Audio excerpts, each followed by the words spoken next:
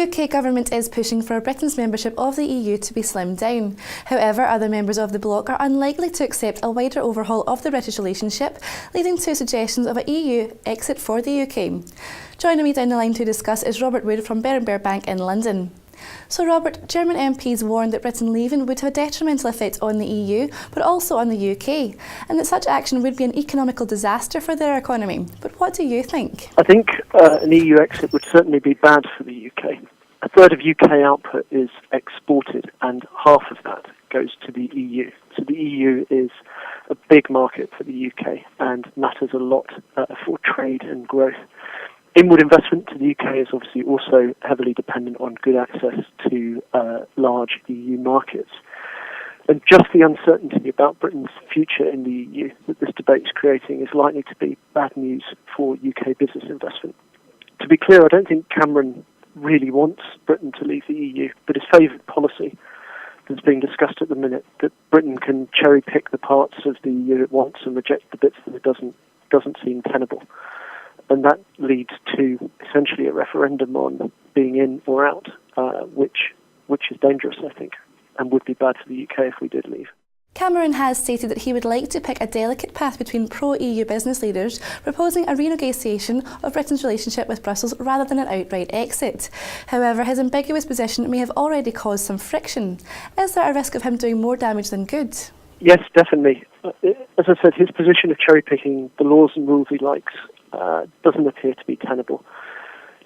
Not every country at once can do that in a club of so many countries. And ultimately, if you're going to be part of a club, some compromise is needed for the benefit of the common good. The reason you get together, of course, is because it's good for everyone, and everyone has to make a compromise there. I think saying you're going to cherry-pick some parts and try and opt out of other bits is a bit like baby throwing his toys out the pram when he can't get his own way. Ultimately some compromise is needed, and I think this policy is, if this is indeed what he confirms, is just not tenable. By outlining it, he's likely to alienate negotiating partners and make achieving any of these goals even more difficult. Of course, Cameron is thinking about domestic policies here more than anything else, really. The economy is not performing well, the government's economic strategy is off course, and the coalition are under a hell of a lot of pressure. So this is more a populist position, but it's ultimately really unwise for Britain, I think. As a trading economy, the Prime Minister reiterated that EU relations need to be kept in check, perhaps even more so considering the UK economy showed zero growth last year. But what is your economic outlook for 2013? For us, it's a tale of two halves, the year. So stagnation for now. 2012 was a really bad year for the UK. Output probably fell in the fourth quarter as well. The figures are published a week on Friday. And the next 6 months are likely to be similar, we think.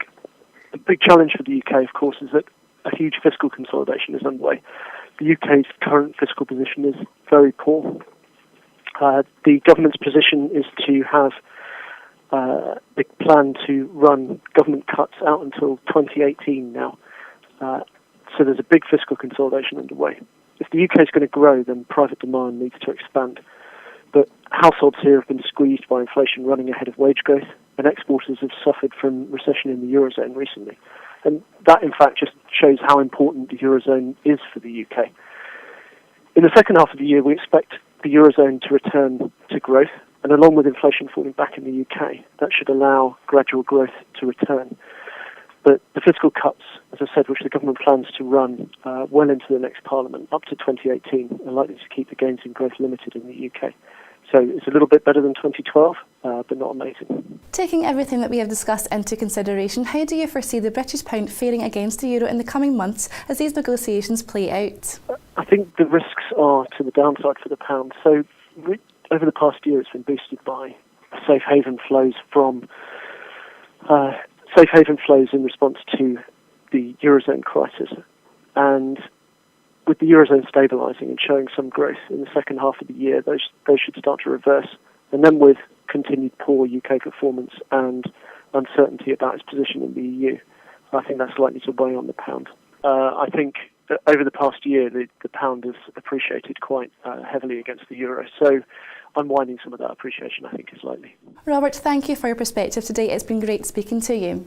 Well, that's all we have time for at the moment, but click back to Dukascopy for more exclusive interviews and updates from the TV team. Bye for now.